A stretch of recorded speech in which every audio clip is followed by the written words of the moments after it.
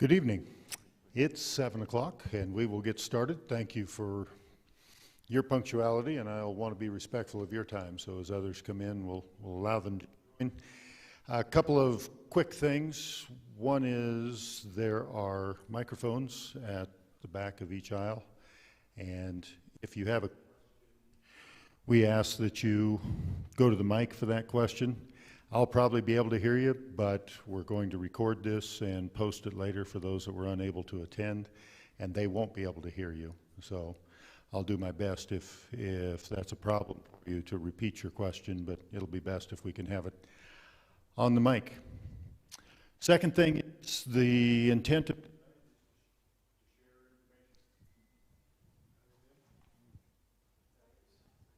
I think we're okay.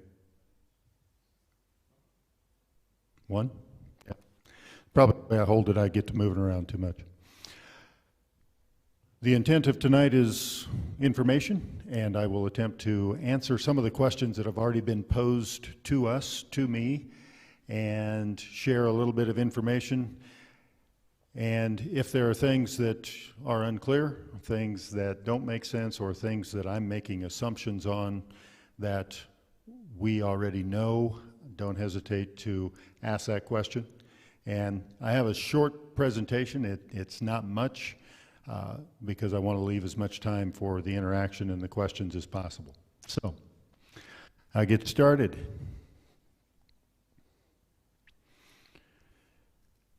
Mill levy override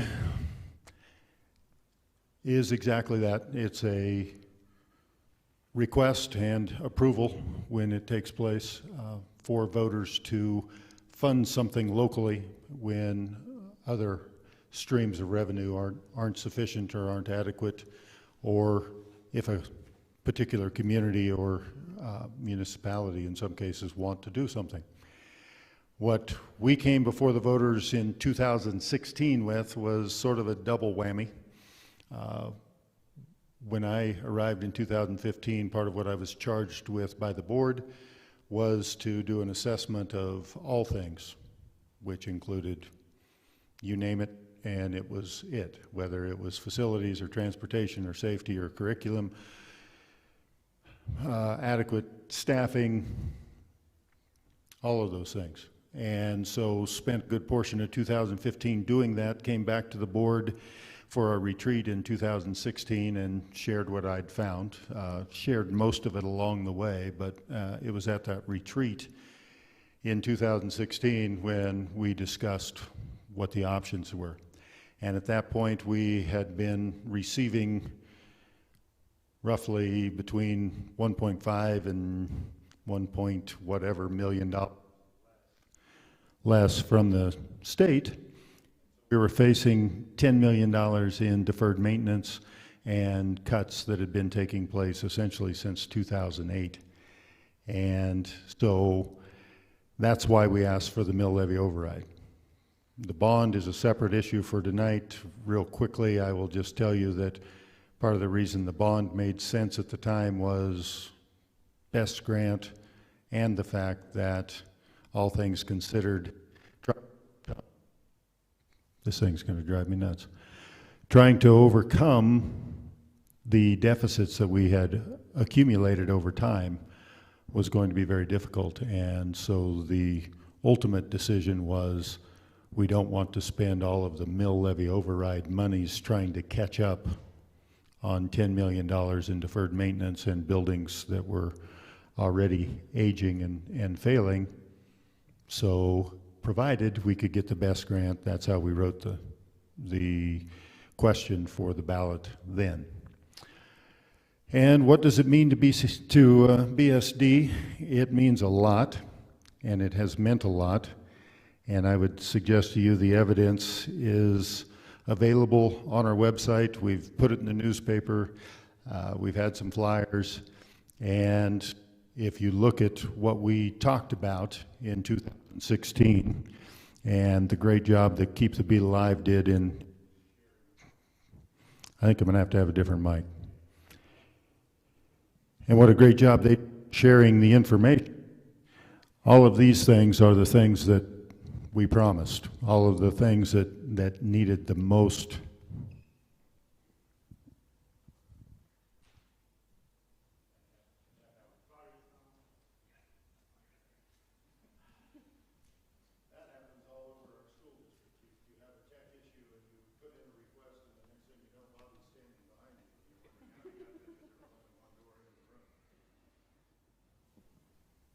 about scared me to death. These are the things that we talked about. And again, happy to go into detail and specifics on any and all of them. I could share with you some of the most amazing stories as well as the more mundane ones about each and every one of those. And we have made a very concerted effort to make sure that we've done right by our voters. And so then the question, and I'll have to paraphrase because I didn't write it down exactly, but I do know that those that were sharing from Keep the Beat Alive were very adamant in saying, we know that you may not trust us. We know that you may not have the confidence in our school system that we would like you to have. Give us a chance and we'll show you. And after we show you, we'll be back, because the high likelihood is the state is not going to do what they need to do. And sure enough, they haven't.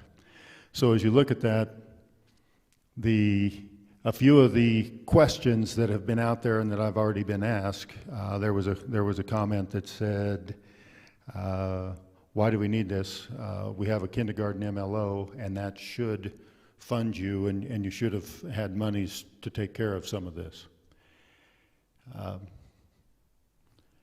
Not really a short answer here, but there were 5 of us districts that had MLOs that were specific to kindergarten full day, because the state had been, up until recently, only essentially funding half-day kindergarten. So the school district came to y'all long before I was here, sometime in the early 2000s, and said, we'd like to do all-day kindergarten. It costs money. We'd like a mill, essentially $250,000 a year to fund all-day kindergarten, which was, I believe, what they projected it to be at that particular time. So then when the state finally did come through, at least for now, in funding all-day kindergarten, our board didn't even ask. Those other districts, and you can check this, fact check me, please do. The other districts all went to their voters and said, hey, we've been doing this all-day kindergarten thing, and now the state's coming and they're going to pay. Can we use these monies elseways? You're already paying it. Would you allow us to do that? Our board said no. Our people stood in the gap. We said we need it for all-day kindergarten. The state's now funding all-day kindergarten. We're not even going to ask. And so if you look at your tax, one of the 2 mills that was reduced from last year to this year is because of the kindergarten MLO falling off of the mill levy. So that was very intentional. And so no, we didn't. We actually lost ground, and I actually had the governor's office calling us saying, what do you think of this? I said, well, I think you ought to give us more money to begin with.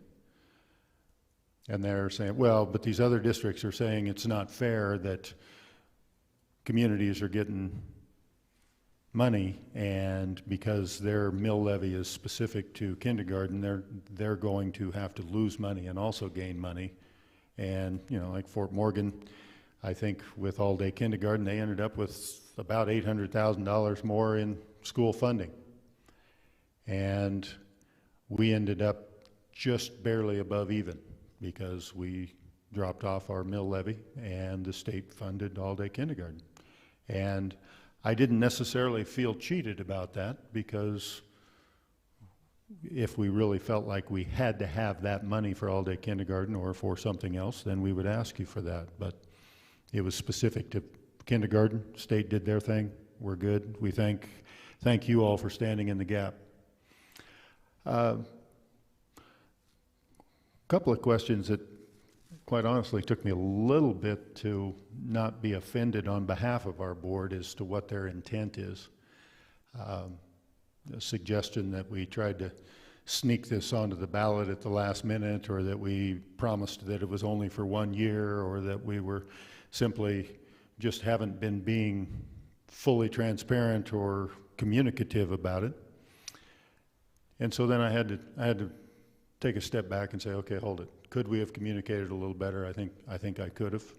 And yeah, I can pull the COVID card, because we were rather intent and focused in August, well, quite honestly, June, July, August, and even well into September on making sure we could have school and do it effectively and safely. And so, yeah, in 2016, we hit the ground, Keep the Beat Alive hit the ground running probably early September.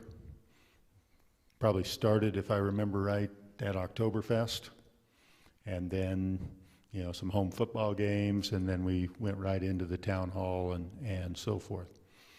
So, as far as the board goes, I just want to make sure that you all know, and anyone listening later or at home knows, we've been talking about this since probably 6 months after 2016 election was over.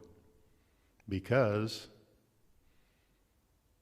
starting with that legislative session in January down in Denver, it was pretty clear that the likelihood of the state coming through and actually doing what they're supposed to do wasn't going to happen.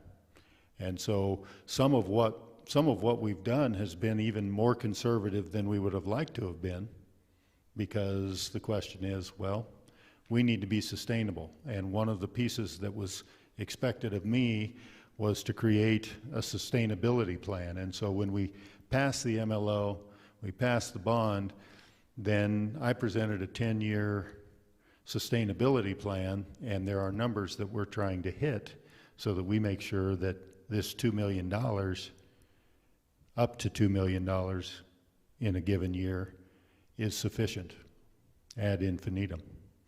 And I guess more specifically to say, we didn't spend all $2 million or all $1.9 million or $2 million in any of these years, because we know that, first of all, we were in a horrible financial situation, and we're having to borrow from the state every April to stay above our Tabor limit, and I can go into that if you need me to.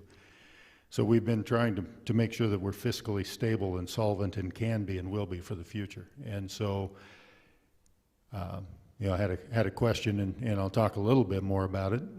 I guess now's as good as any. Did we do enough for our staff?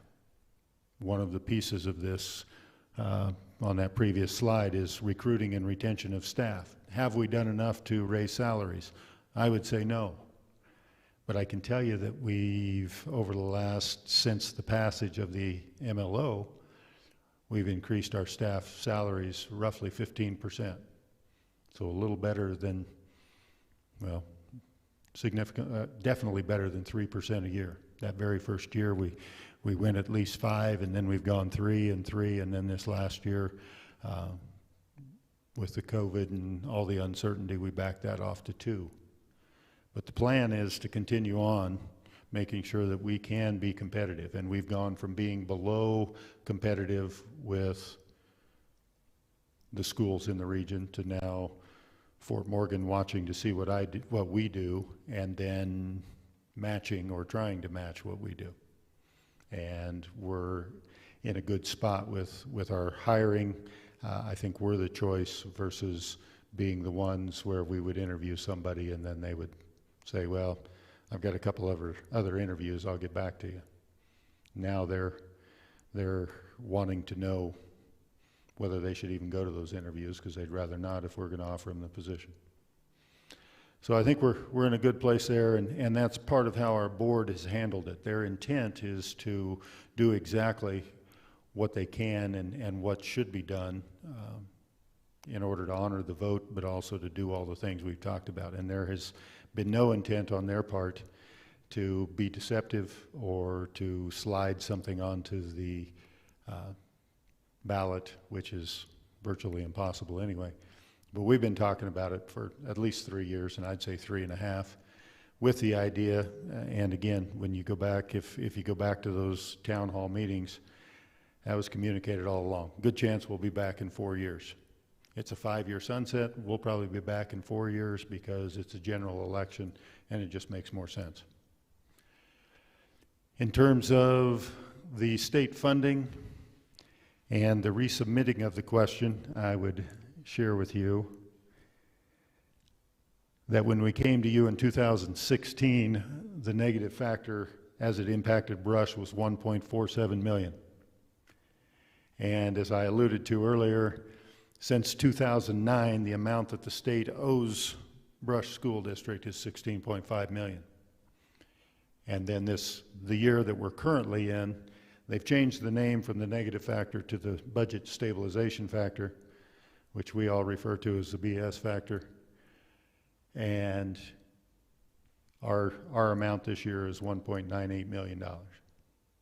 So from a state funding standpoint, in terms of the negative factor and what they're doing for us or to us, however you want to look at it, we're not in any better spot, if as good a spot as we were 4 years ago. So some of those same concerns that we had 4 years ago are still there. We're in a better financial position to start with, but if we end up with a large hole, then quite honestly, the cuts begin. It's the only way we can stay solvent. When you look at our budget, and I would encourage you to do so, you know, just about any school's budget, somewhere between 75 and 85% staff, people, and benefits, para, all of those things that we have to do. And so from a what are we going to do, there's not a lot of choices. And the things that end up getting cut are not the things that any of us want to cut. It's just that they're either not tested or they're not core, and we just have choices that we have to make. We hope not to have to be there. That little, this is my attempt at creativity, so if you'd at least smile, I'd appreciate it. The picture on the left is junior high art, which again is one of those things that if you remember back 4 years ago, that's what we were talking about. The next things on the chopping block were art, music, and middle school sports, and followed by ag and FFA and woods and so forth. The goal is to provide our kids the opportunity to live the dream. And Colorado's changing, and we can get into that whole story, but I think we're still about building dreams and still about encouraging kids and trying to give them as many opportunities as possible. And you know, to this point, we appreciate, you know, what you've done going above and beyond to make that happen. And then this is just the explanation or one explanation from the Colorado Finance Project. They keep track of all this stuff, and if you look at your far right, that red line indicates the fact that they took the negative factor from 572 million to 1.17 billion. So again, almost doubling it.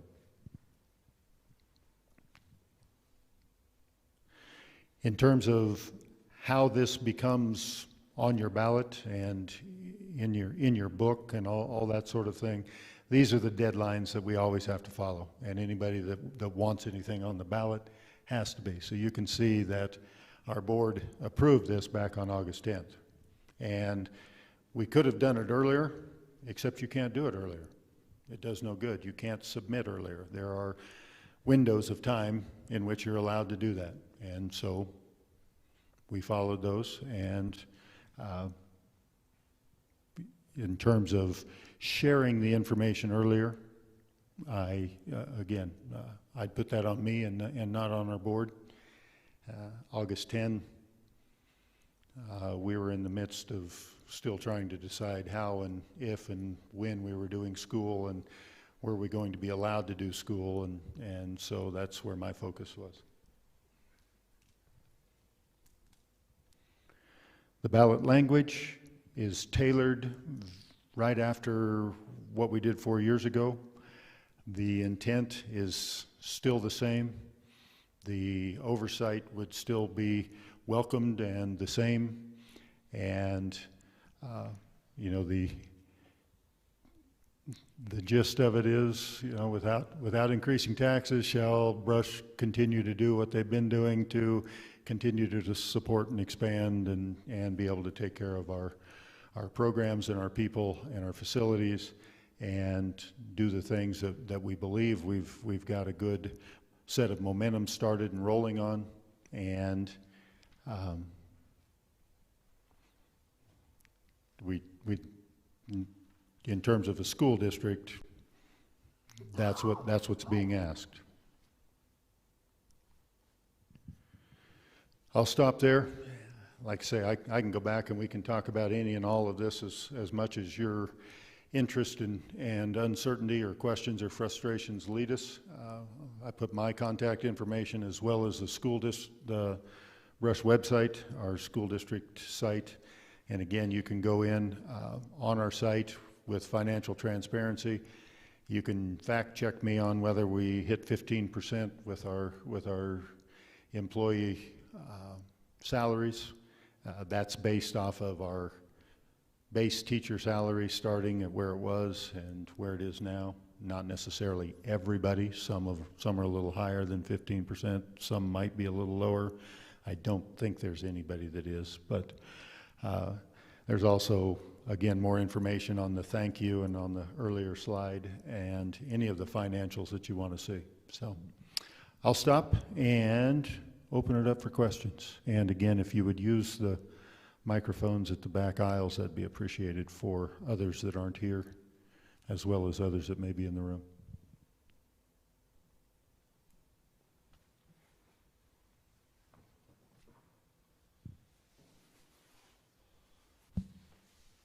It's even turned on. You know, I just happen to be one of those guys that keeps everything. So I was able to go back into my file and pull out some of the literature that was presented in 2016 ahead of the MLO being presented. I have the privilege of, I guess I can call it privilege, of serving as the chairman of the DAC committee. I don't know, maybe since the MLO or shortly thereafter. A couple things that I want to share with everybody is that as I look at the bullet points within this, a lot of the things that were presented in 2016, I can stand with the district with great confidence that they've addressed those issues, that they've been diligent with those issues. I was thoroughly impressed by the staff within the district in their efforts and their diligence in the recent updates to curriculum. That's something that meant a lot to me and I think to a lot of parents within the district because that directly correlates to our children and their education. I do have some specific questions related to those bullet points. The first being, you just mentioned that you have on average a 15% increase in salaries amongst staff. What is the percentage of increase in salary versus teachers and administration? If it's 15% across the board, what is the breakdown between the increase in total salaries for teachers versus administration?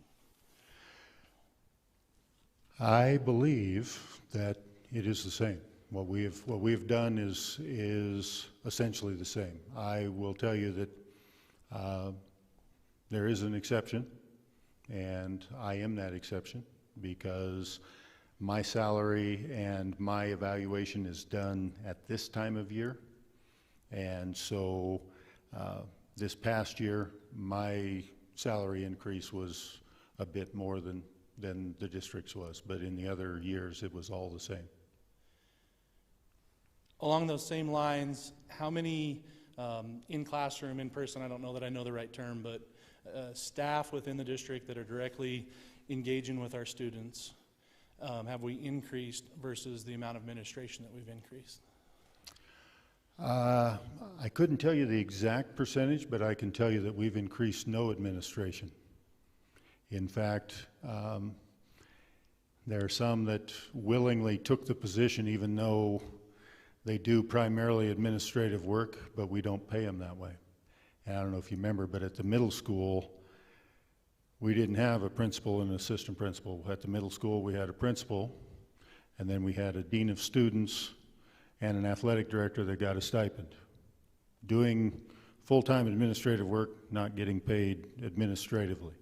We have 2 assistant principals at our elementary schools that are essentially doing the same thing. It's half-time administration, and they're paid half-time as based off of a teacher salary. And so one of the things that the board wouldn't allow, and we heard the voters, is this money doesn't go to administration. We're not going to get top-heavy. And again, I would put it out there to say we haven't increased administration, and we have increased some teachers' positions in order to address specific needs or to develop certain programs. But by and large, there hasn't been a large increase in the amount of people that we've hired, other than, again, to meet specific needs, one-on-one paras for special needs kids, those types of things. In 2016, had there been any cuts to positions such as like technology teachers, people, full-time computer lab monitors, things of that nature? Had there been cuts, and have those been restored? I know one of the first things that we did was we actually hired a middle school technology teacher because we didn't have one. I'm just trying to think. I don't believe so, but I'm trying to figure out why that would be a question. So I'm pausing a minute, but I don't. Yeah, we've reassigned some people at different times, but in terms of support for technology, I'm not aware that we've made any cuts in that regard. Have you been able to increase compensation for those folks within the district, employed by the district, that are providing extracurricular activities, be it club leaders, athletic coaches, so on and so forth? Have you been able to provide any bump in their compensation for such? Yes, we have. Yeah, the board's been very, I think, thorough in trying to make sure that nobody was left out. Now, again, when you start looking at the stipends and the alignment of those stipends, and again, you can get into that conversation of, well, this one's too high and this one's too low. But what we've done is we've taken the schedule that was previously there and augmented it and increased it. Again, with input from our athletic department and our coaches and sponsors and the stipended positions. One of the bullet points was improve the level of maintenance of school facilities to extend their useful life. What is the district's position today in how they feel that they have improved the level of maintenance within the district in the last 5 years? I'd say that's evident and without question that we have. In what instances? Well, specifically? Well, there are a number of ways. One is we actually have a cycle that we're following in terms of the maintenance, whether it's filters and routine maintenance, but it's also in replacement, as well as making sure that, when it comes to, and I'm talking there with, anything from mowers to boilers to chillers to fans or what have you in terms of HVAC type stuff, but also with our parking lots.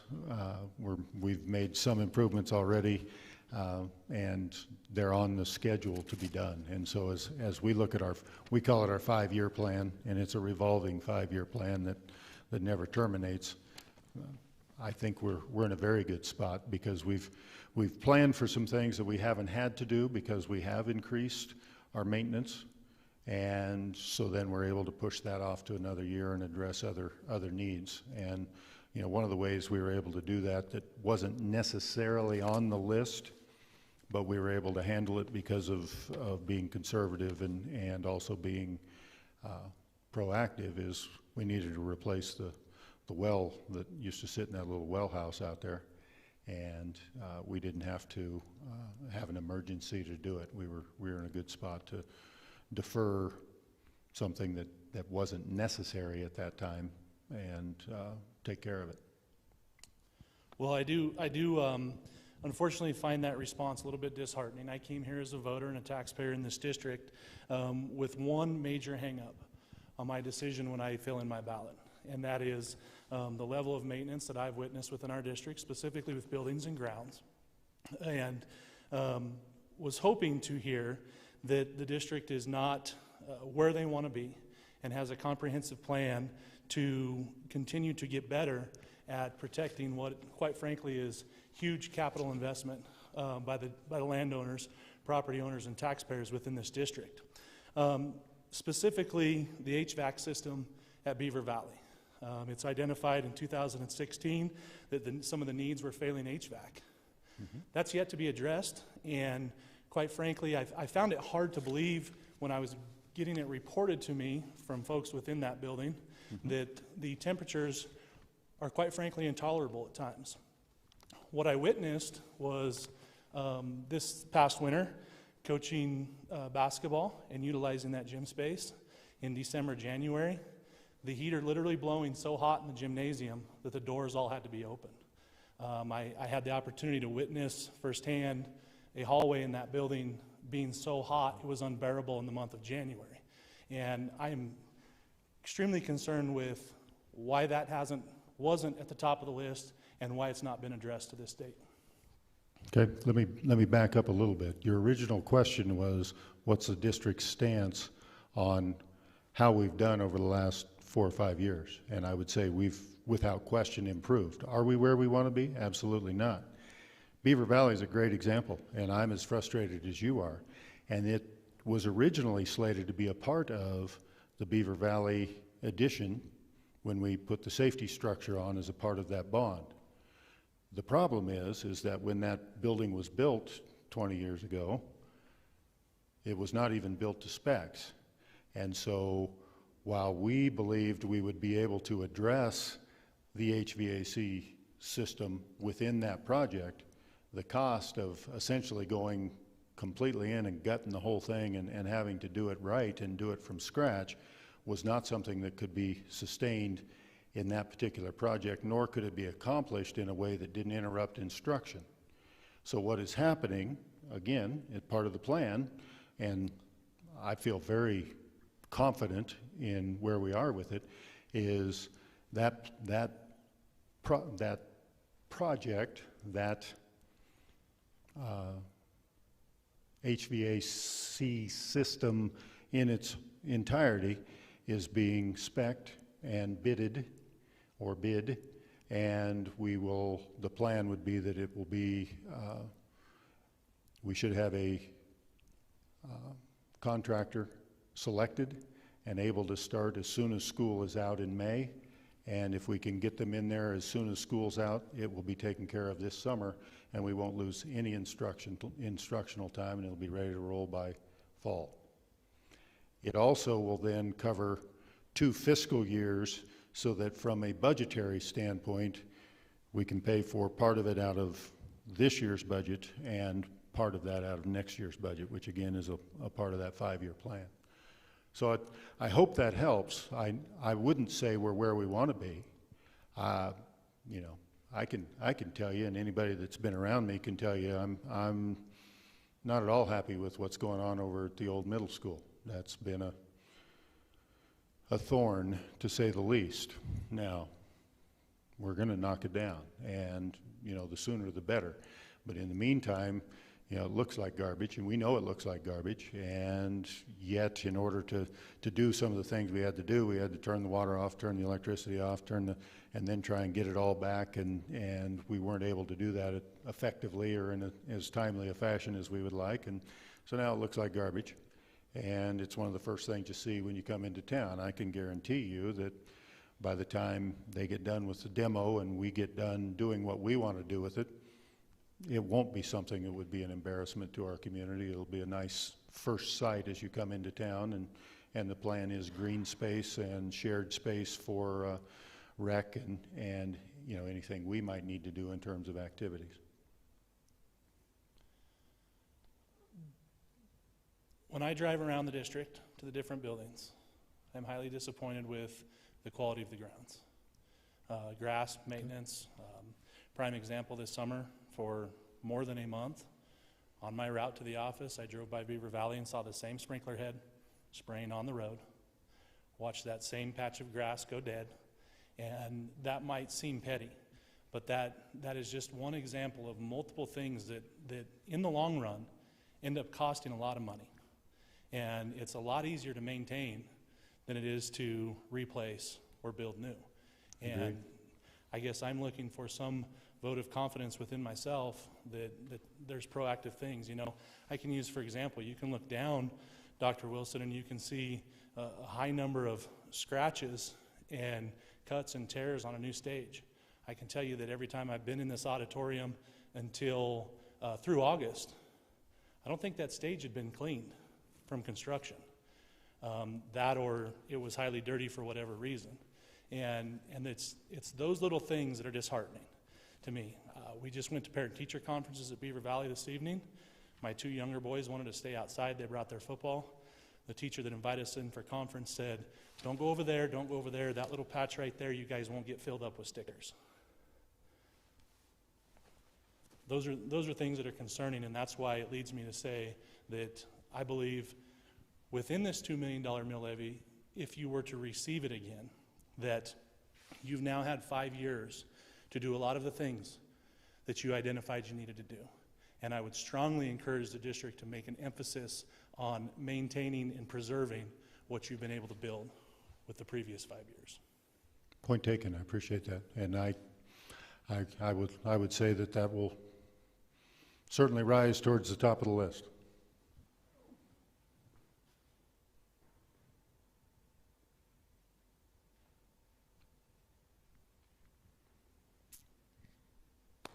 Hi there, my name is Allison Gorell, and I have a student here in the secondary campus. I would like to preface my questions with the fact that I'm actually really proud of what has been accomplished in the last several years with this school district, specifically the administration, both in this campus and at the Beaver Valley campus. I'm very, very proud of the changes that have been made, and I'm really proud of our music program. It's just really great to have our kids in such an amazing school that is equivalent to the quality of our kids, to be quite honest. So I'm really proud of that. I wanted you to know that before I asked my questions. I do want to comment as well on Beaver Valley's grounds. I do have strong concerns there, and have, as my student was at Beaver Valley for the last couple of years. They are very concerning. Actually, at one point, my student came home covered from his knees down in red bites, and I didn't know that's what they were, from the amount of ants that were on the school playground. He would come home with stickers in his clothes every single day, and to be quite honest, I was embarrassed to walk up to the campus because of the way the grounds were kept in the front. My husband many years ago did work for the maintenance department of the school district, and even he was embarrassed by the way the grounds were being kept. That is my specific example because I feel like the secondary campus is really holding up to par. The secondary campus looks amazing, and so does Thompson for that matter. So I'm wondering why we can't do that for Beaver Valley as well. I think that's a good question, and I would say that it would be my expectation, and that it will be.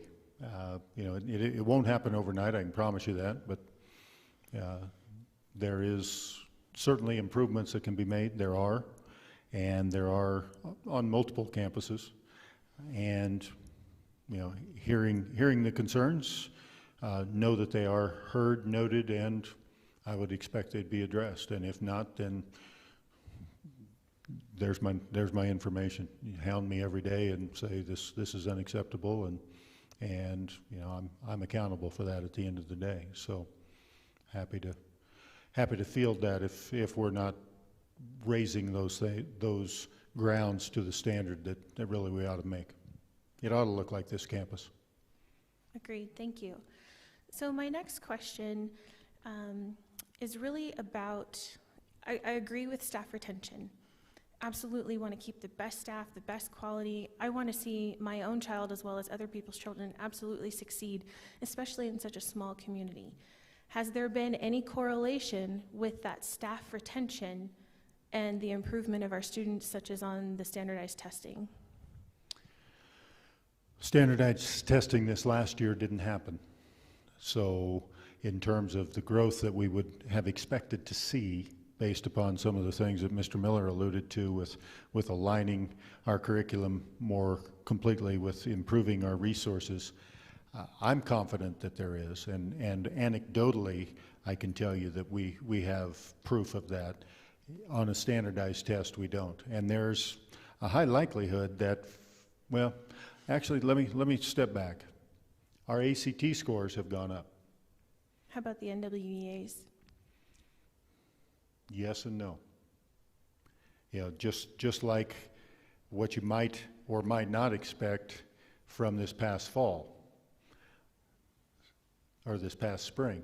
Some students fell way further back than others. I don't expect this year to be held as a standard, especially with so many kids Well, having that challenge. But see, we didn't have the opportunity to do our NWA testing at the end of last year. And so again, from a year's growth, did we or did we not make that growth? I believe we're making growth. We'll know soon, but we won't know before November. And so, you know, part of what I've shared with the board is we've checked off a lot of boxes. We don't have the kind of proof of student achievement and student growth that I would like to see. And that's, I think, and I have every reason to believe it's coming, but I don't have any standardized testing proof at this time. So as a recently appointed city council member here in the city of Brush, I had a strong concern that I put myself forward on as a concern within the community. And that concern is for our students who are crossing major roads to the secondary campus. Has the school district looked at that issue in any way and attempted to come up with any plan to help address that? And is that something that you could do with this additional funding? Oh, absolutely. We were required to do a traffic study, and we were required to actually do a full-on, they don't call it a pedestrian study, but you know, the different access points to our campus. Yeah, I would agree. I think we need additional crosswalks on Mill Street. I don't think we're probably going to be able to have a flashing yellow like I'd like because of the truck traffic that runs through there. But yeah, I'm all for it, and have been working, you know, even just this year at Thompson, working with the police department and concerns that they had over there, and we worked together for a solution. I met with the chief and I can't remember whether it's Lieutenant Hardy or what his rank is at this point, Officer Hardy, earlier this year, even about whether we could do something on the exit to Thompson off of that drop-off lane. So yeah, real eager to work with law enforcement, with the city to address whatever the challenges are, and I think those will continue to evolve. So yeah, we need to be aware of that. You know, our statement this year for people is right-hand turns are your friend, and if we can get our traffic people to realize that waiting to turn left at any of our facilities is a challenge and not really your best option. It might be quicker to go 3 or 4 blocks out of your way to be able to make right turns instead of turning left through traffic. And you know, same thing with crosswalks and intersections. Absolutely. I'm specifically speaking about Hospital Road Uh-huh. with the new entrance there by the ambulance bay. I have personally stopped with my flashers on so that students could cross and been passed in the center lane. And I realize that that's an issue for law enforcement, for people who are definitely not doing what they should as far as a driver is concerned. I have a child that could be walking across that road every single day, twice a day, and it terrifies me. Because especially in the morning, people are in a hurry. And we're all in a hurry, and I get that. And as my mother used to say, you should have left sooner. But, I mean, we've got to do something. And if that is something that needs to be done, I would like to see it done with the school district helping with all of these additional funds. I don't think you'll find any resistance there. I share the same concern. I drive that road frequently, and we have students riding skateboards down the center of that road.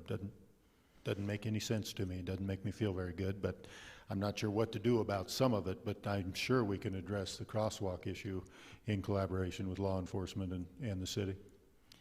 In addition, with the concerns of these extra funds, if this were to be approved, what is the district's current position when it comes to funding an SRO? Actually working on that right now. I had a meeting today with, Mr. Hodgson and I met with Chief Boss and Student Resource Officer. Yeah, part of what we've been working on and have used as much as law enforcement could. We've had a great relationship with law enforcement and really appreciate the manner in which they respond to what we need and what we ask. And so we've had a heightened, what we've talked about being a heightened, now I lost my word, presence on our campuses, on all of our campuses from the police force, and been talking with Chief Boss for working on an MOU now for quite a while, and just had another meeting just today, and I think we're to that spot where, you know, we're ready to partner, and part of the conversation is, how's this work? Because we're open to it, but we don't really need an officer year-round. We're not in school year-round, and so what does that mean? How much of that's the city or the police department's responsibility? How much of it's ours? Does it mean we have one officer, or do we have a primary SRO and then we have other officers that are still with a heightened presence? We want it, and we're willing to put those funds toward it. We have been, and in fact have sent some money to the police force for in the manner in which they preferred to be compensated for the additional time. So part of the time that was overtime that when we were short-staffed as a police force, they couldn't allocate an officer, but if officers were willing to put in overtime to help meet our need and our requests, then, you know, Chief would allow that to happen, and we paid him.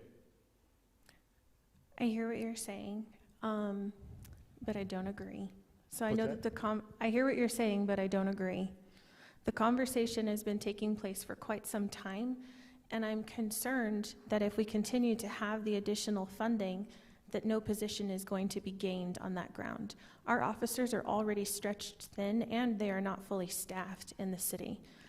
It would be prudent of the school district to have a full-time SRO as soon as possible, realistically, especially given this campus and the growth that the city is seeing. And so I guess I would say, does the district have a deadline, a position on when they would like to get that finalized? Our goal was 2.5 years ago, and we thought we were there, and then when some of the turmoil that hit our country and our police force went down to half, one of the individuals that was ready, willing, and all but signed to do that is no longer with the force. And, you know, in talking with Chief Boss, you haven't been fully staffed very long, just got back to being fully staffed. So it's not really us, because we can't employ, it doesn't make as much sense for us to employ that person. We're better off with a trained officer who is responsive in all facets for our community, as well as understands how the SRO program works. So I'm fine. If Chief Boss would come tomorrow and say, hey, this is what we want to do, and I can get the city council to sign off on the MOU that I'm comfortable with, that we're comfortable with, we have it tomorrow. Well, now we'll have to wait until November 16th or when the next board meeting would be, but we're ready. We've been ready. We've been begging.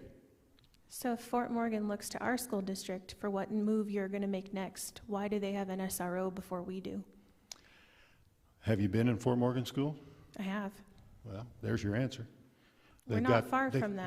They've got well more than twice what we have. They have a way different population, a higher dropout rate, higher teen, what's the term? Crime rate, essentially. And so, yeah, that's why they have. We haven't, because we haven't needed one, and we've had such a good relationship with our police force that we've essentially had one without having one. Can you continue to rely on that, though, when you're pulling our officers We're from not their trying duties to. around the city? Not trying to. And I understand that, but I'm saying is what happens if they're out on a call and they're taking care of something within the community, and then suddenly, as was seen within the first month of school, you have a lockdown on campus? They respond. They can't be everywhere at once, and I think a school resource officer would be really, truly the best use of You're- those funds. Yeah, So that's we're my saying the same position. things. Yeah, I no. just, I can't hire one. As soon as the city has one, we're ready. My last question is about the slide that had the points for transportation upgrades and updates. Great bus, it's awesome. The kids love it, it's fantastic. They love going on field trips on it. However, what happened to the in-town school routes for those kiddos that maybe have to walk 8-10 blocks to school because they don't have someone to bring them? The board talked about whether to restore an in-town bus route, and, you know, again, we struggle to have drivers, and we also struggle with how much is enough. You know, there's a number of us. You know, I walked well over a mile to school. It's just what we did. We didn't think about it.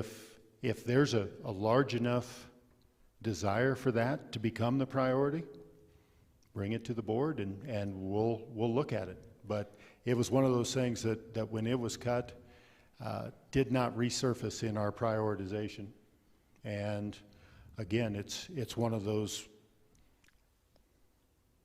pieces of saying, would you rather have an in-town bus route, or would you rather have another person to assist with third grade reading or second grade reading? I can understand that. However, we lost the second campus, the campus that was on the eastern side of the city. So now you have all of those kids who can't hop on a bus at the middle school and now get to the high school or to Beaver Valley. So would the consideration maybe not be for in town, but at least for the eastern side of the city? I think anything's possible. At this point, that's not on our radar. If there's community desire for that, then I'm confident our board would look at it and give you a fair discussion and consideration of the request. To bring my point on that back to this discussion on the mill override levy, it felt like, yeah, we got this really awesome bus for our kids, which was super fantastic. We want them to feel equivalent when they go to different events. That's absolutely important. However, it still feel like as citizens, we lost out because we don't have those in-town routes. There's kids on the eastern side of the city that are probably struggling to get to school. I know that there's been many requests put out on social media for those parents. So I would feel that it would be prudent of the district to at least address that issue with additional funds on how to resolve that. And that's my final comment. Okay, thank you.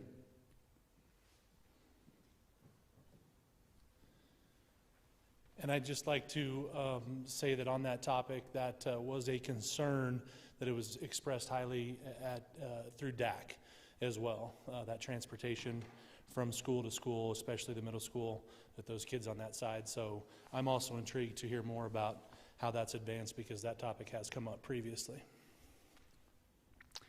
And for now, the issue is moot because we're not doing school-to-school transfers in these COVID times due to the regulations. But that gives us some time to continue to put it back on the burner. Yes, sir. Well, on that same topic, maybe we ought to go back and think about funding of transportation. As we all know, we're in an agricultural community, and busing was for the agricultural, the outerlying kids originally, and that's how the funding came together. In all my years in Brush, Colorado, which is 60, I haven't heard any proposal of inner city funding for buses. And I'm sure it's been discussed, but we actually cut rural routes down, and we have people in the country driving their kids to stops to get on a rural bus that's paid for by agriculture. Can you elaborate a little bit on that and kind of educate us as to some of the conversation and what the problems are with that? Two things, I guess, that I'd start with. One is, we don't have to offer transportation. That's not a requirement. So if it's the will of the community to say, let's just forget it and let people figure out their own way, then that's less money that we need to spend and less headaches that we have in terms of figuring out some of these dilemmas that we face as to who ought to pay for it and who ought to be able to use it and where these routes ought to be. In terms of the idea of having people come to specific spaces, each one of them is a unique situation, so I can't speak to all of them in a general statement. But what we attempt to do is we attempt to work with our families to say what works. And at times we have to say, this is what works. We can't, unless your child wants to get on the bus at such and such a time, and we try not to have our students on the bus any longer than we have to. Some of those people choose to go to a different pickup spot so that their child isn't the first one on the bus. Others of those, there's been one that doesn't want the bus messing up their road. We'd have to have moisture in order for that to happen, but I think we can remember a time when we had some. So it really varies, Chuck. I would say that from a district standpoint, what we're trying to do is we're trying to operate a system that helps our students, particularly those that live outside of our city limits, to be able to get to school when they otherwise would not be able to. That's the number one goal. So we can see it's a tremendous problem that needs to be dealt with heavily. And leading back to a question I had in 2016 was what percentage of our student body comes from tax-paying families and what percentage comes from non-tax-paying families. Unfortunately, you told me that you couldn't provide that information to me because that would be not fair to the non-tax-paying families that attend our school district. So how many of these kids ride these buses that belong to non-tax-paying families? You can relate all this stuff back together. We have a lot of rental property in our community, and we have a lot of non-tax-paying families that have children in the facility that really aren't floating the bill like we, the taxpayers. I personally am a $10,000 a year taxpayer and property taxpayer, and it's becoming a real concern. Back in 2016, I asked a question about maintenance of this new facility because I didn't see enough maintenance in this budget.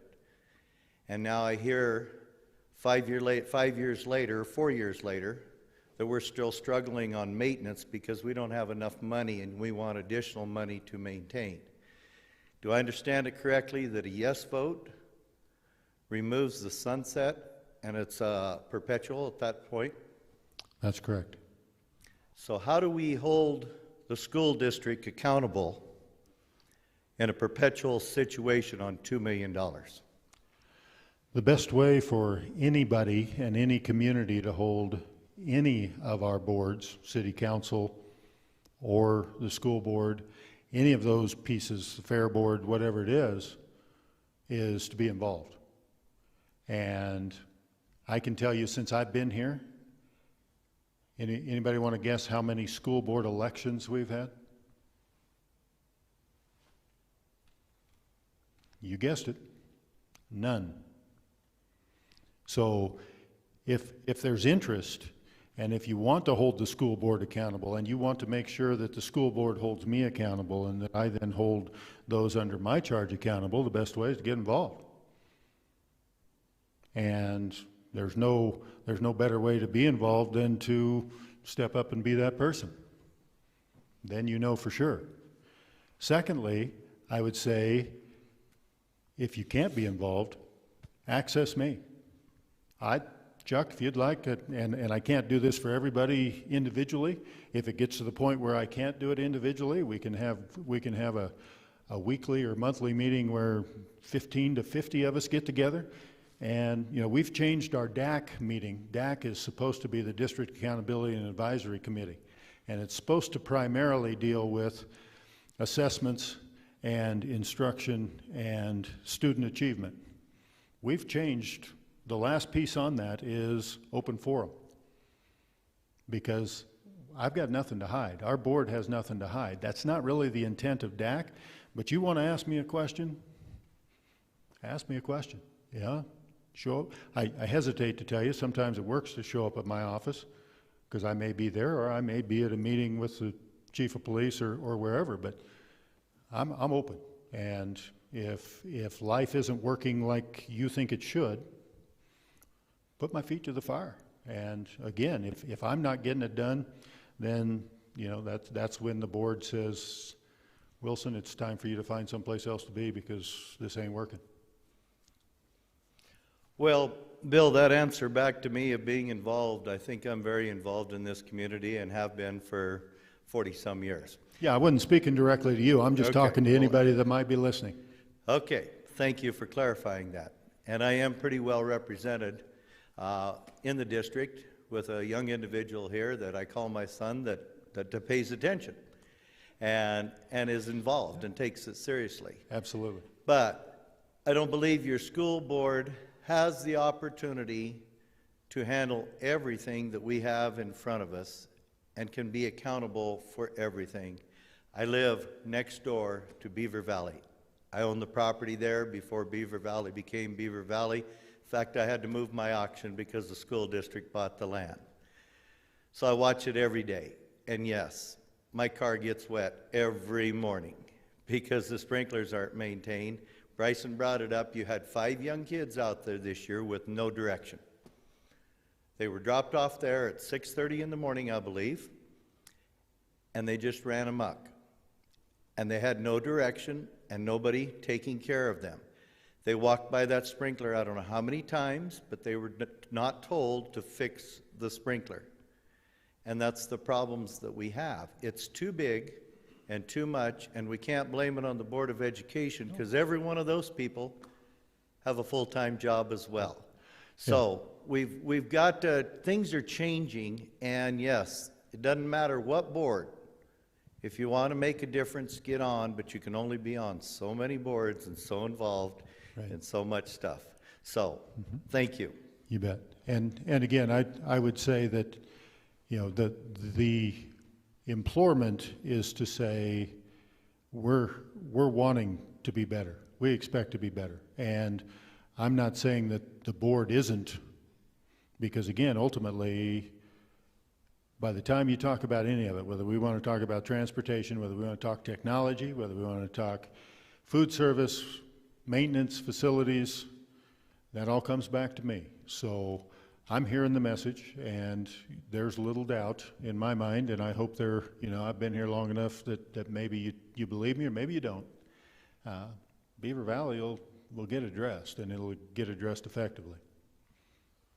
And I also will tell you that not at the expense of other campuses, because we need to keep them all in a spot where we can be supremely proud of them. So. All right, first off, I'm really short. I can't put this down. Anyway, well, I have 2 kiddos in this school and then one in Beaver Valley as well. and I am a cross-country coach here for the high school. So I have traveled around to different districts that are similar to our districts.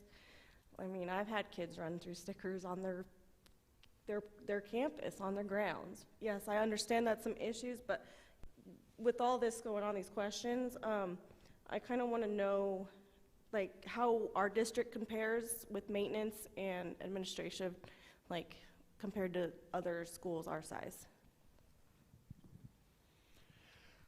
As far as maintenance staff, that gets pretty tricky because you have different square footages, different sizes of buildings and so forth. I didn't come prepared with that answer. I can get that for you.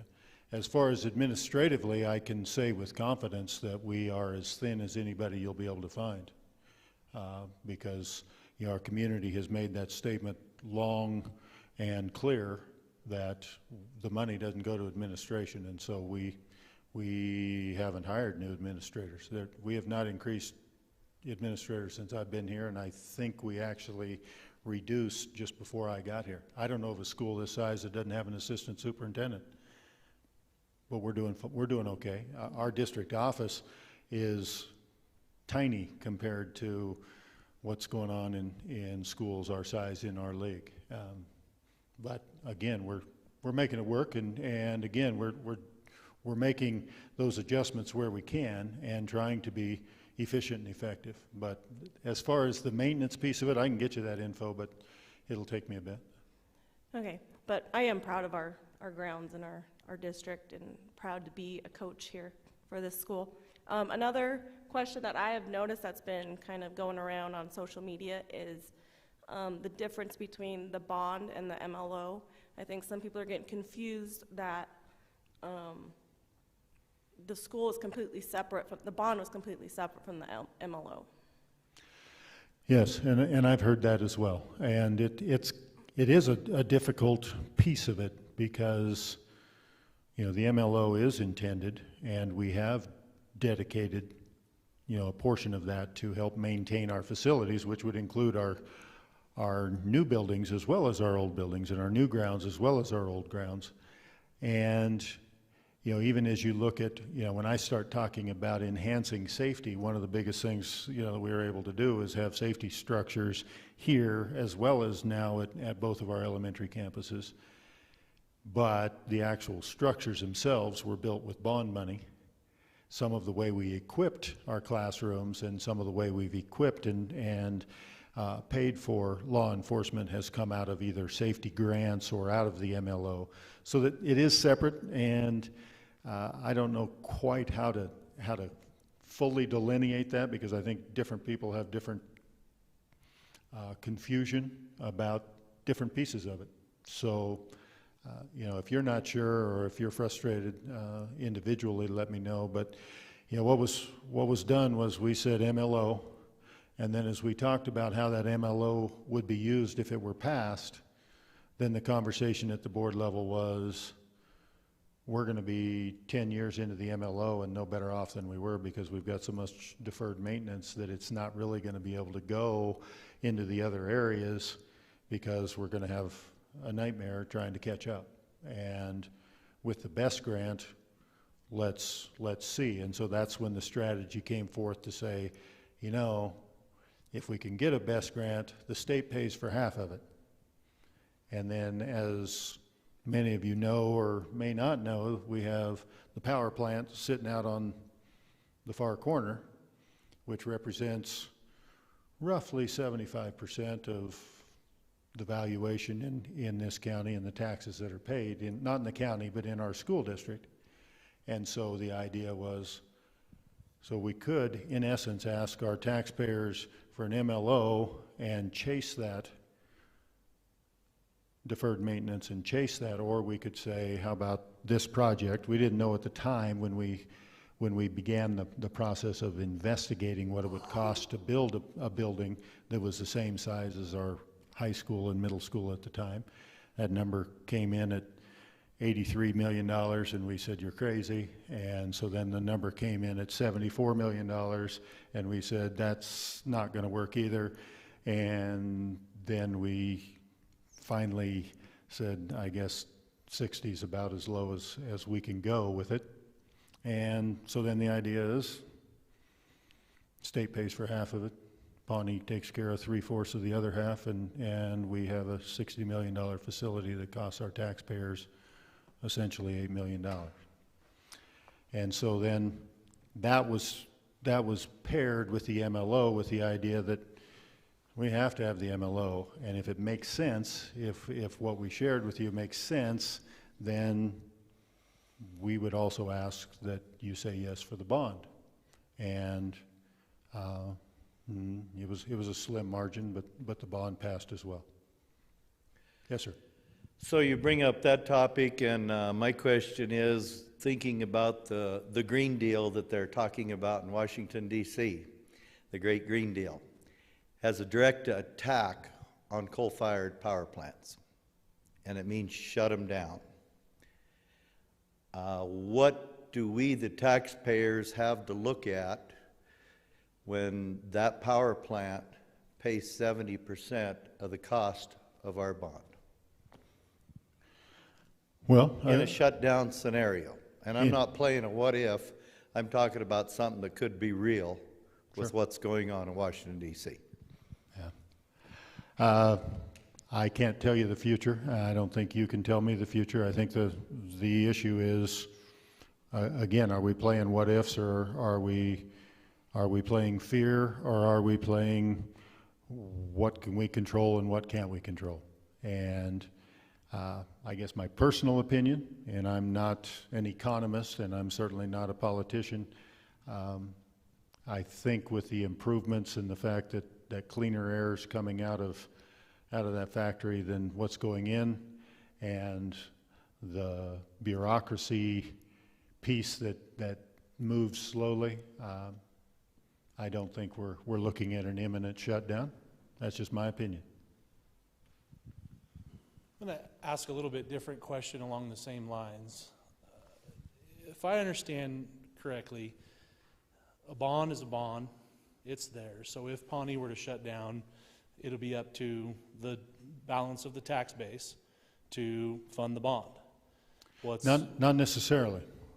There have been the conversations, and there are those that have, again, I wouldn't want to make this as a promise, but my understanding is that for those of us that are heavily reliant, those counties that are heavily reliant upon that, if that were to take place, that the state would somehow, some way, I have no idea how, either pick up that burden or reduce it. And that's a what if, but what if Lots of that's what not the ifs, yeah. case? It would be up to, the bond is the bond, it has to be collected, it's in place, so it would be up to the balance of the tax base to pick that up if it wasn't forgiven or picked up elsewhere. My question is, how does an MLO work along those lines? Well, the beauty about the MLO and the part that I mentioned earlier is that our board is made up of you all. And our board has, what's being asked in the MLO is, can they continue to have the authority to impose up to the mill levy that would raise $2 million? And if we say that's crazy, we can't afford it, then when we certify the mills, when the board certifies the mills in December, they set that mill rate. And they can set the mill rate for the MLO at 0. And I would contend that in the event that we have a turnaround and somehow, by the grace of God, we end up with adequate school funding, or funding at a level that they've even come close to promising, that, much like the kindergarten MLO, you would not have a MLO levy. You would simply have, pay off the bond and be done. So that's the beauty of the MLO, is that, if it's the will of the community and that's communicated to the board, then the board, I would think, would then say, all right, if that's how we want to do it, then no MLO is assessed for this year, or, you know, for however many. I mean, you have to make that decision each year. But yes, sir. I have a couple questions. As far as over the last 5 years, has the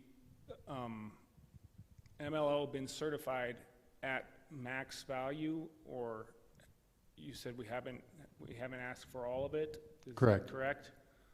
What amounts, do you have an idea of how far under we've been in comparison to full value? Well, again, as you're making these assessments, there's a certain formula that the state encourages you to use, because there are a certain amount of taxes that don't get collected. People, whatever the term is, that they don't pay their taxes, and so they share that, and then we talk about what is that amount to hit our number. And I wouldn't say it's a lot, but you know, over the last 4 years, I would say it's into the hundreds of thousands of dollars. Okay. And this is ignorance on my part as far as how this all works, but property values have gone up. Yes, sir. Has the school's revenue less the MLO increased with increased property value and assessed values? The local share has gone up. I'm not quite sure how to answer your question, because it's kind of complicated. I understand. You know, I had a conversation earlier with the elder of the Mr. Millers, and you know, it's unfortunate, but the local share continues to go up. The state keeps coming back paying less and less over time. And a great website for anybody that wants to go on and investigate that for your own edification is the Colorado School Finance Project. And they've got all the documents and all the graphs that you could ever want to take a look at that would kind of share how local taxpayers are taking more and more of the burden all of the time. From a school standpoint, the answer is yes and no. The way our mill levy works is we have what's called our program, basic program, total program, whatever they want it, you know, I mean, but it's 27 mills every year. So that 27 mills is roughly 27.00 something on 1 year or different years, but roughly it's 27. Well, that generates a different amount of funds based upon how much the actual assessed valuation of the entire school district is. Not the school district, but all of the entities within the school district. So that piece is a plus if valuation goes up, and a negative if valuation's gone down. And over the last number of years, we've had both. We've had a year when it's gone down, we've had a year when it's gone up. When it comes to the bonds is a set payment. We have an amortization schedule, kind of like anybody's mortgage or land payment would be. That's what you owe, and you owe it twice a year, and it's interest and principal, and you pay it until it's gone. The MLO is X number of mills to reach the $2 million. So like, you know, our mills for that are roughly 9. The mills for the bond, this year we're 14.6, I believe, and we'll have 2 and some change drop off this year. So, you know, we would expect that request would go down, and our overall request would go down. So our overall funding, again, it gets confusing because of what the state does to us. So, in more layman terms, I think, because Jared and I had an opportunity to discuss this, and I had the same question. The 27 mills that you talked about, which is your basic plan, with the increase in valuation, did that increase the revenue to the district on those 27 mills? And by how much? From a local contribution, yes. And by how much?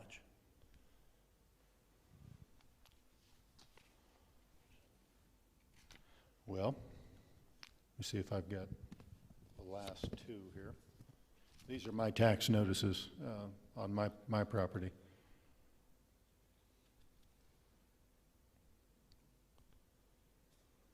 I guess I was asking, like, if you knew the number for the district as a Again, whole. Bryson, it gets confusing because what happens is the state takes that money and then they distribute it back to us. And so we're guaranteed to get X number of dollars, and then they run it through the formula that was up there, and then they apply the negative factor, and then that's what we get. And so we don't really see local money. We see per pupil funding that runs through a formula that includes anything from blah, blah, blah to blah, blah, blah, EL, special ed, transportation, free and reduced lunch, and then it goes into the formula, kicks into the negative factor, and then they send us what we get.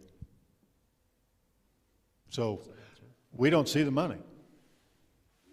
So what you're saying is the district does not have the ability to identify that in a reassessment year, if property values go up and there's additional revenue gained by the district as a result of that, they don't have the ability to adjust what they assess or certify for the MLO in accordance with that. To a degree, we can. But again, you're making projections based upon elements that you don't have complete control over. So yes, the idea of, if I'm tracking with you, there is some wisdom in attempting to mitigate or eliminate a negative tax impact on our voters, so that if, let's say our board, let's say this passes and they've levied $1.9 million the previous year, and because of a variety of factors or whatever those factors are, the tax impact appears that it's going to be greater in the coming year, then the board could easily say, yes, we're going to levy less, trying to keep that tax impact as level as possible, or yeah, I know our board's sensitive to that. The challenges in terms of what we control and what we know ahead of time, kind of a challenge. I don't know that there's a formula that we can do. Thank you. As far as the maintenance and specifically Beaver Valley, the HVAC portion of that is planned right now. And I'll tell you that'll happen whether the MLO passes or not. That's my question. Is it going to go forward no matter what, and where will those funds come from? Well, again, part of what we've done is the board has been very conservative. I'm very conservative in how we've approached this. So some of the funds that have been levied over the past 4 years have not been spent because we have specific knowing projects, or in this case, situations that need to be addressed. And some of that has to do with we need a bus every so often for a replacement cycle, you know, anything down to mowers as well as chillers and so forth. And so we knew Beaver Valley. The intent was to do Beaver Valley already. It was larger than what it ended up should have been because it wasn't built the way it was supposed to have been built, and so now it's slated to begin in May of 2021, and completed prior to the start of school in 22. So, you know, even without the MLO continuing, I have a hard time thinking that won't be addressed, because it needs to be addressed, and it's one of the top priorities of what's left to do from an HVAC standpoint. We still have some challenges at Thompson, simply because, you know, some of those are nearing the end of the life. It's not as big a project as Beaver Valley, but it's also on the list. Those things should still be able to be done, and yet if we end up with essentially a $2 million hole in our budget, then, you know, we got to put the brakes on a lot of other elements. Okay. Were the storm shelters at Beaver Valley and Thompson, was that part of the bond funding? Yes. That was part of the bond. Yeah, the voters passed 38.6 million, and then we took our contribution, roughly 32 million, and the state has that, and then the other 6 million were used to complete the other 3 projects. Okay. Last question is $2 million going forward going to be enough? I mean, if we keep losing funding from the state, do you see in 4 years asking for another 2 million on top of this? No. What I see happening at the state level is a complete rewrite of the School Finance Act. And part of the reason, when we talked about this in 16, how much should we ask for, is it enough? And we were asked that same question. And that's been our responsibility to this point, is to make sure that we have what we believe would be a 10-year feasibility. I don't, you might find somebody that's willing to go more than 10 years out, but I can show you how I think this works for 10 years. And I don't have control over what the state does. I don't have control over coronavirus. I don't have control over, who wins what election or who does what. And I can tell you that I spend time in Denver lobbying and talking with legislators about needs and specifically rural needs, and there's so many things outside of that control. I can't say it with supreme confidence, but I can tell you that based upon what I know now, $2 million is sufficient, and I don't think you'll see anybody coming back for more in any near future anyway. Okay. Thank you. You bet. Thank you. Yes, sir. One quick question. My name is Rod Link. I've got 2 students that attend the school district.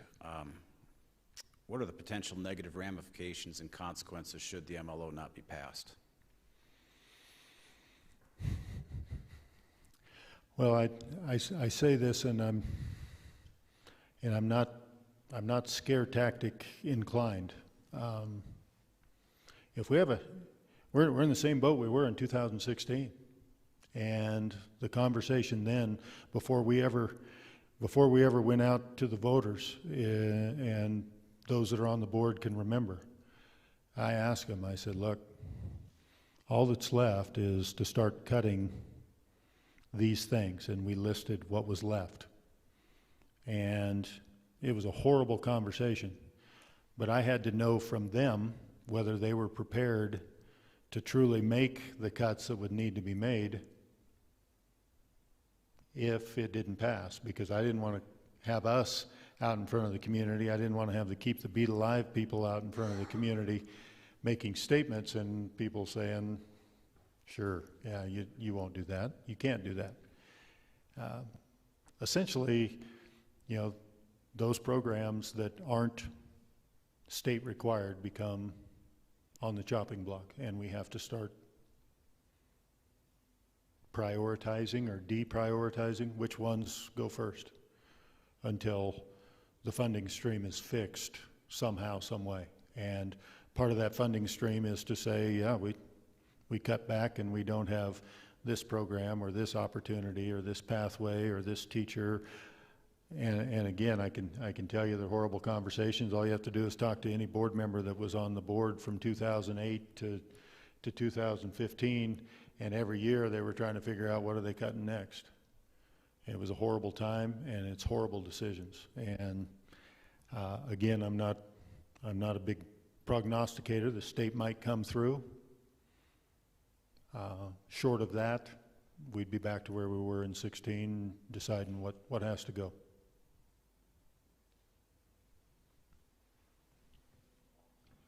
I have just a couple follow-up questions. A question in the community, and this is just me asking for the community. Can you speak up just a little? I don't hear very well. I get that a lot. Apparently I'm too soft-spoken. A question within the community, this is just something that's kind of been going around, and I just would ask if you could just either confirm or deny it, The concern is that the reason that this is being requested is that the district got in over their head with this beautiful campus. Okay, good question. Two separate deals. It's a BEST grant, and so the BEST grant has specific requirements. And I can tell you some real doozies. We had to knock down the west locker room of the current middle school gym for no good reason, other than the BEST grant said you can only have the same square footage that you had when you started with your middle school and high school combined, and that's what you can end up with. Make a lick of sense, fought it tooth and nail, and at the end of the day, same thing. We're going to put a greenhouse up out here. We would love to have it be a part of the project, square footage. So we got everything all set and ready. Our kids will build it, and I didn't fight that one very hard. It was like, well, whatever. So when it comes to the budget process, that's completely untrue. This was part of the plan all along, because it's from an MLO standpoint, the pieces of the MLO and where those monies went are right there. And those that didn't get spent went into our fund balance to make sure that, you know, as we continue on, we have the ability to still offer raises to stay competitive with our teachers' salaries, with our staff salaries, with bus replacement, with chiller replacement, with whatever it might be, technology upgrades and replacement cycles. So yeah, it's not true. Have them come out and we can go over it together. No, thank you for answering it. I think that, you know, the recording or definitely just getting the correct information will go a long way. In that regard to funding, when we talk about the state's lack of funding, you're asking us to continue this MLO in addition to the request that's been put to the city council of the fees in lieu of land dedication on new projects. So now we're looking at two different avenues of revenue stream that are coming into the school district. What's the reason? Again, two entirely different things. Part of where we are with requesting fees in lieu of land dedication, quick history lesson, Colorado set it up to where X amount of acres were established for schools way back when they were plotting everything. As developments came around, what happened was these developments would come in, they would build their big developments and make their money, and sometimes make promises and then wander off, never to be heard from again. And so at the time, the school districts didn't need the land, didn't need the schools, they were fine. And then with particularly urban development, there was this question of, really, we're going to put a school in the middle of this subdivision? That doesn't make any sense. And so it was developed that you could have payment in lieu of that land dedication. So that's kind of a basic, real basic level explanation. So now we have the potential for growth in brush, and the school district and the board not opposed to the growth in brush. The issue is development ought to pay for itself. And so it's not, any of those fees that are imposed are only for capital improvements. And it's only to make sure that 10 years down the road, if we continue to grow, that the burden's not put back on those of us that have lived here all this time while the developer is off in retirement or in Tahiti or wherever they might be, or just on the next project. So it's not that the district is grabbing money. The district is saying, hold it, city council, we need you to impose these fees, because we can't, but the city council needs to, on behalf of our community, so that the impact that this will have isn't left with us holding the bag. The developer needs to figure out either to pay them. Typically, they add it to the price of their home, and that's all that's being asked. And again, it wasn't something that was just from the board.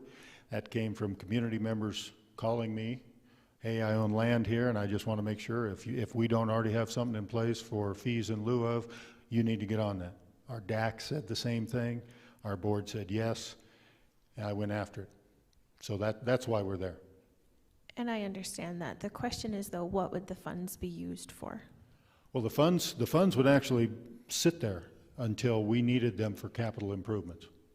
And those capital improvements could be anything from an early childhood center to an additional school building to an addition to one of our school buildings, but it would have to be capital improvement.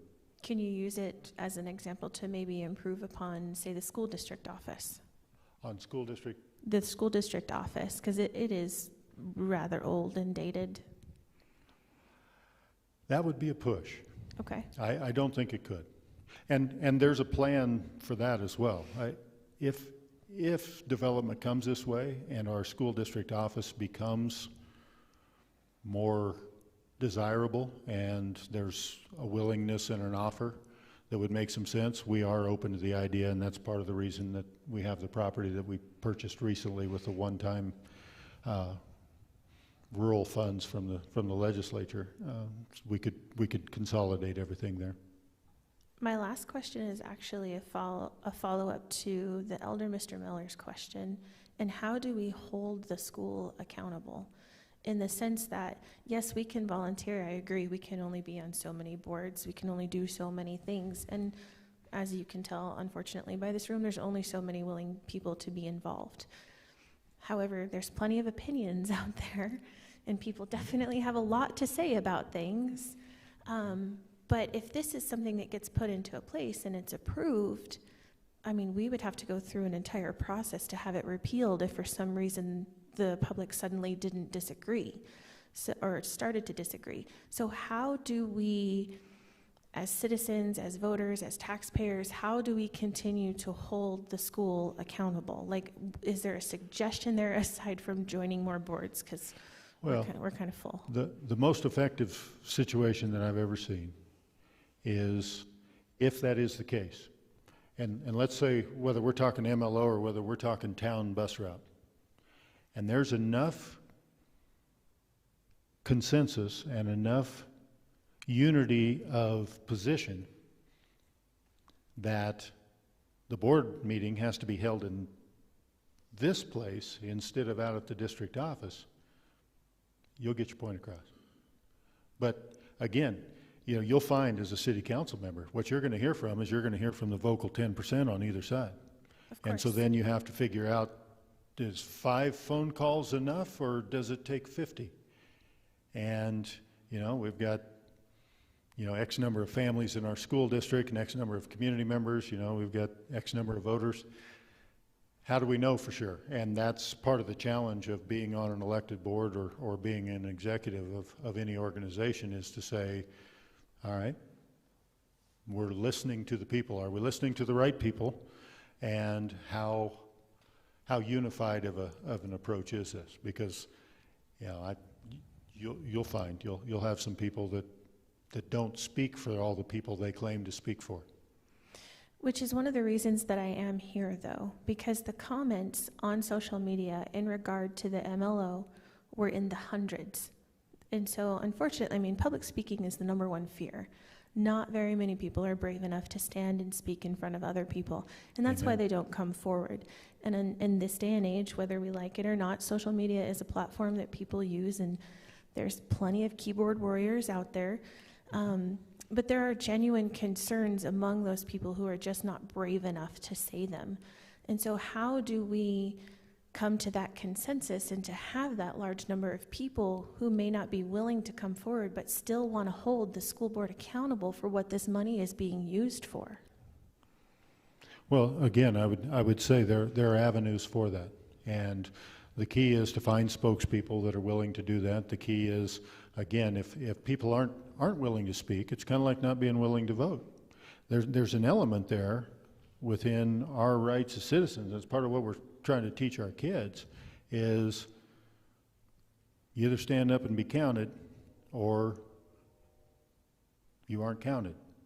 So those people who maybe necessarily aren't comfortable with public speaking, would you encourage them to, say, email you or to give you a call so that they're speaking one-on-one so that they are more Sure. comfortable? Absolutely. And I've done that. I've met with people, this week, just, either through text, email, face-to-face, phone call. Now, let's Absolutely. say we had a growing issue with concern of the use of the funds that are being used for the MLO.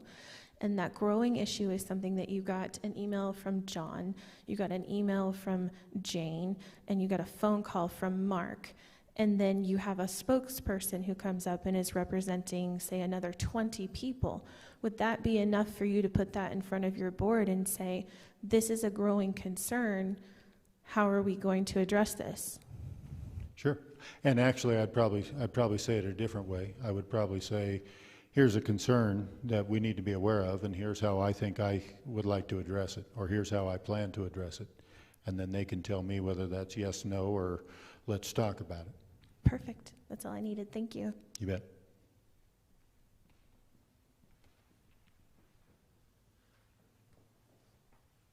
I want to go back, Bill, Dr. Wilson. And I think a lot of my hesitations or my concerns or my questions, I think align with a lot of people. They just don't quite understand how all these numbers work and how to calculate them. And it goes back to the accountability thing. And so in an attempt to not only put myself at ease, but I think a lot of people, the elder Mr. Miller, I like that, was late to the table with his fabulous data. His files are always better than mine. But as we were talking earlier about that, your initial 27 mills, right? Correct. So on a particular property in 2016, 27.042 mills generated $684.43 of tax. In 19, 27.003 mills generated $885.70. That's darn near a 30% increase. That's greater than inflation. Okay. Where's that? Like, that's got to increase. I don't understand how that isn't cut and dry, black and white. That increases the total amount of money coming into the district. Okay. On the MLO side, it does. Now, So I may have misunderstood your, This is on your general fund. I'm Right. speaking just general fund. right. I'm saying that on that, what we receive, total monies from the state, is based upon a per pupil allocation. When I mentioned earlier that the local share continues to grow, that's what I'm talking about. It doesn't mean that local schools and those districts that are like us are in a bounty or in a bountiful harvest. It just means that our people get to pay more. So what I'm hearing you say is, of that 27 mills that go to the general fund, we do not receive 100% of that back into our district. Again, I wouldn't say it that way. We might receive 100% of those funds and less of the other funds that we would be due. So again, how the state wants to slice it, again, they'll spin it however you want. The bottom line is, it runs through a formula, and we get paid based upon the formula, based upon the students in our population. So how do we manipulate Gallagher to our benefit and create a $30 million mill levy override, which would reduce the amount of money that could be levied into the general fund? I mean, I mean, this is crazy, and I bring that up because I don't think a lot of people understand Sure. And how that works. And there was some legislation that they tried to get on the ballot that had to do with mill levy equalization and trying to get something across the state, because again, we're at 27 for our total program. Their school districts, Aspen is always used, they're at 4. Make any sense? Not really. Can I explain it? Not a chance. They can only assess that amount because of 45-55 split and the value of residential property in that district.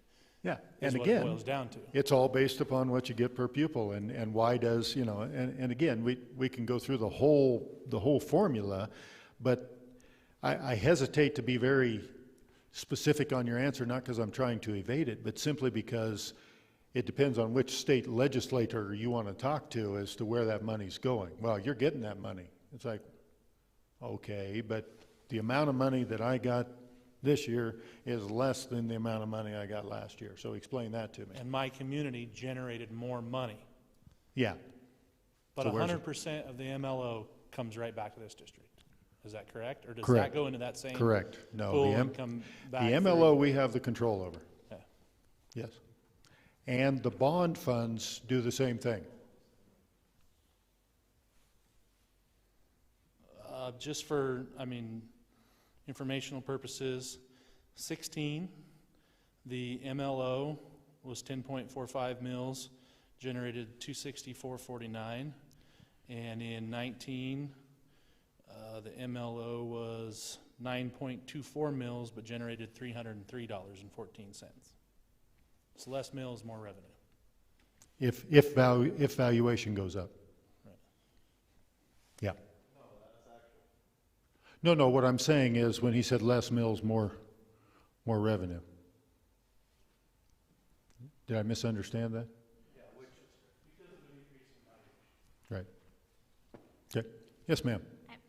My question may seem pretty simple or not quite so expansive, but I'm just curious to know, we're bead diggers, we grew up here, we have strong faith in our community and our school district, and we continue to be here and support. I hear outside people who love to come to Brush, they're not from our town, you included, and we're grateful for that, but I'm curious to know what the student population or the exact number of students, what that looks like. Has it been a constant? Do we see a rise? Because we get funding from the state based on numbers of students within our district. And then, my mind also then comes to the fact that if we build it, they will come. And it takes a community, it takes a village, to have the things that we have. And so, I support in time and effort and, in a lot of ways. And I think there's so many things that we can do to try to encourage others. They're not going to if they're not willing, but I'm just curious to know, what is our population of students, and has it increased from 2016 to now, and what do we expect from the state for that level? If I have your question correct, our student population has, in the time I've been here, been relatively flat. Little bit of this and that. This year, like many, we're down a significant number. There are thousands of kids across the state that have not been accounted for, and I was on a meeting again this morning, and roughly, most districts are down about close to 10% of their kids. We're not quite at that rate, but we have a significant hit. And the question is, are they coming back now that it's October counts over and the online schools that charge for being online schools are kicking them out and we'll see them back? I don't know. Are they just gone? There are lots of schools all the way across the state. It'll be interesting to me to see how the legislature handles that when it's Denver we're talking about, and some of those schools will be seeing possibly thousands of kids less than what they've had in the past. Typically, prior to COVID, we were holding steady, and actually, I correct me if I'm wrong, any of the administrators that know, but it seems to me we've had more requests from out-of-district students over the past number of years as we've improved our facilities in our program. So ultimately, what you're saying is we have students that are not accounted for. The online learning opportunities that are out there don't count. Obviously, they don't count because if they're not accounted for on a daily basis or... Well, if they registered with us and are doing online, they count. Okay. I'm talking about those that we don't know. We try to call and say, we haven't had a records request, because that's how we know sometimes when somebody's moved out of state or whatever. We try and follow up to say, hey, where are you? Because if they still live here, then we're responsible to know what they're doing. They either have to tell us they're homeschooling or that they've moved or whatever. So, yeah, they're just some that you can't find, and that phone number doesn't work anymore.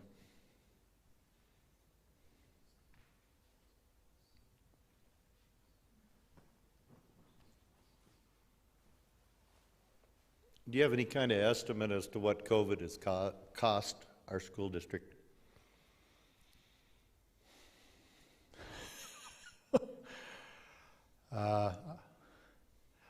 First of all, I'd say it's a running total, because I don't think we really know the cost that it's going to have ultimately on our staff. A dollar figure at this point,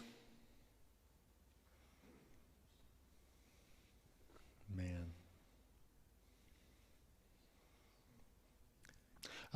I'd say it's probably $1.5 million, maybe. Okay,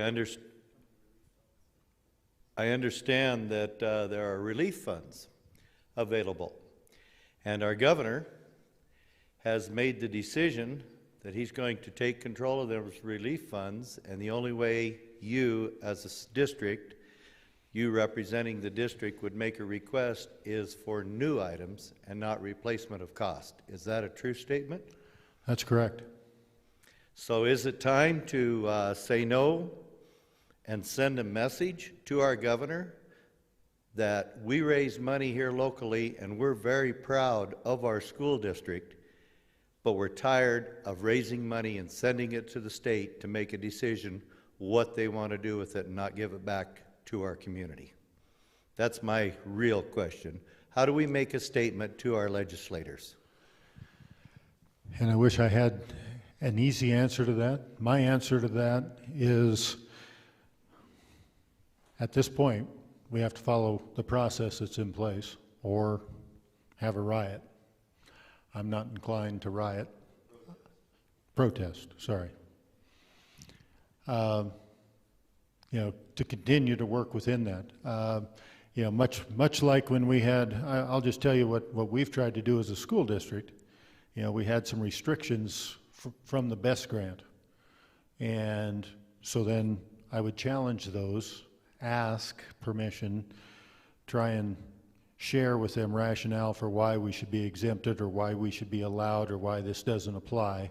And then if the answer was no, no, no, no, then you find a workaround. And so, yeah, is it time to say no, whether it's to the state or to the feds? And if so, how?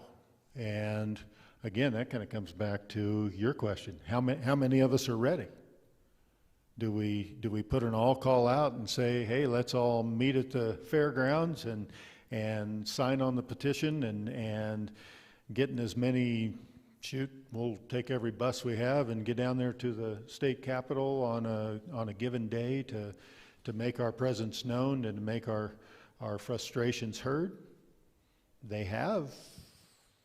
We have the ability to do that if that's what we want.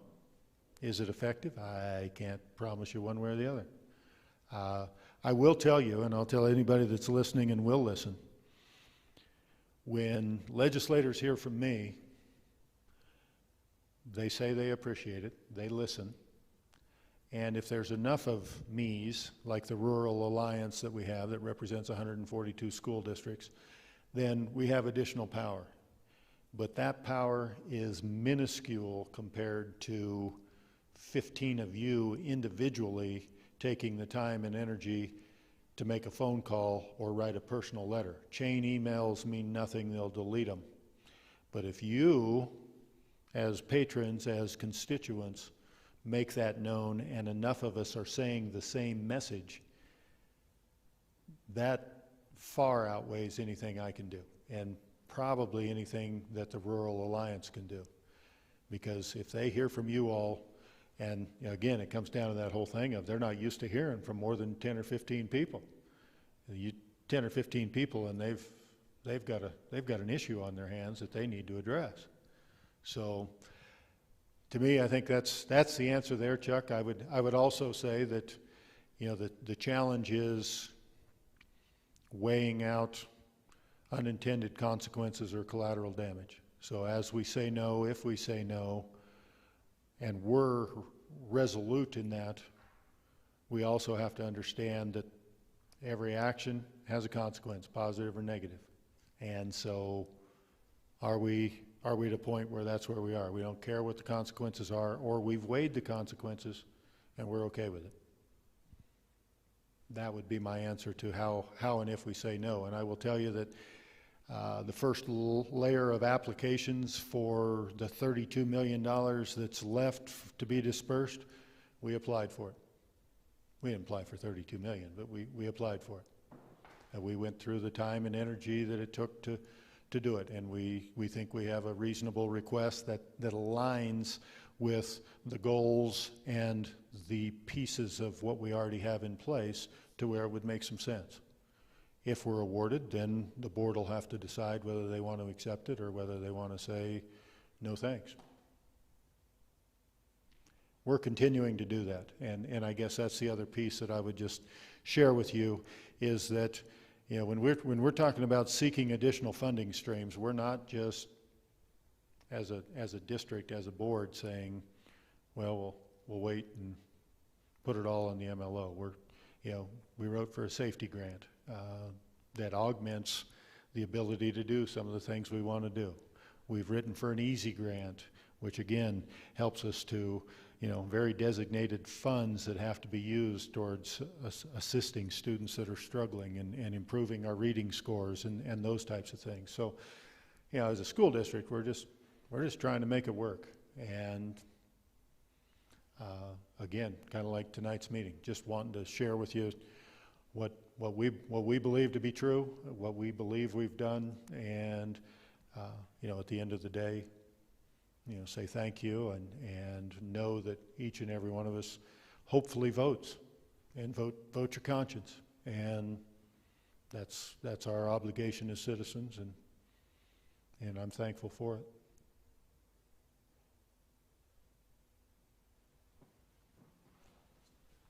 One final question, and I promise to leave, but should we have another town hall quickly, because there was a lot of conflicts tonight, parent-teacher conference. I doubt if we have one teacher here. I don't know. Do we have one? Yep. So it just looked like a lot of conflicts tonight. Yes, Alan Wynn's the oldest one here, and I'm probably second oldest, but nonetheless,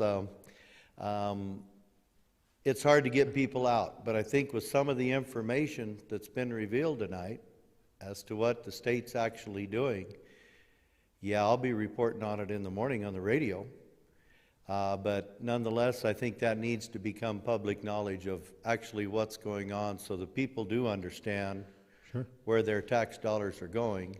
And I really do want to finish up with, we need to generate more income by non-tax paying students, families. We got to figure out something in our system that creates that. Okay. And yeah, as far as another town hall, if it makes sense to do that, like say we're recording this tonight, but I'm certainly available if part of what has to happen is that a request, I guess? Is that a request?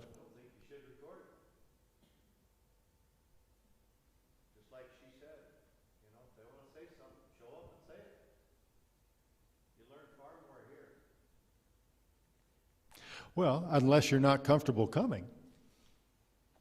I mean, we have to be sensitive to all opinions. I value yours, but I value those that say, I'm not coming to that auditorium. I can't risk it. My kids aren't in school in person because we have some individuals in our household with health concerns, and so we're just being extremely cautious. I want to honor that too. But I'm happy to have another one. You will have the same 20 people here for the next one. I think the mediation is making it publicly knowledgeable that this is recorded. And the district has the ability to get that out to a lot of members and staff. Well, and again, I would put that out there, that if there's a desire for another one, and again, you know, I'm happy to talk with people individually or in small groups, and again, doesn't have to be at my office. Y'all wanna, you know, meet at the city park or wherever you want to be, I'll do my best, and I'm relatively available and can make myself that way. I think at this point, we're 3 weeks from things needing to be in, meaning ballots. So I would just ask what avenues, if that information could be put out on how we can share this. I would love to share this with my constituents. I would love to make sure that the information is getting out. I do appreciate that it was recorded. Well, and we have the newspaper here, so you know, it'll go out in the newspaper. I would imagine there'll be some reporting. Yeah, it'll be on our website, and yeah, we can certainly blast it out in terms of saying, hey, it's available. Take a look, send your questions, that sort of a thing. Surely it won't be Elder Miller in the newspaper. They're going to think that's a hyphenated name, aren't they?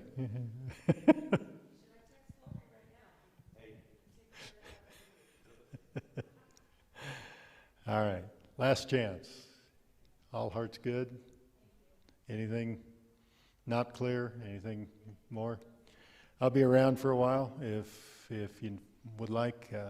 Thanks for coming, and you know, appreciate your taking the time to come.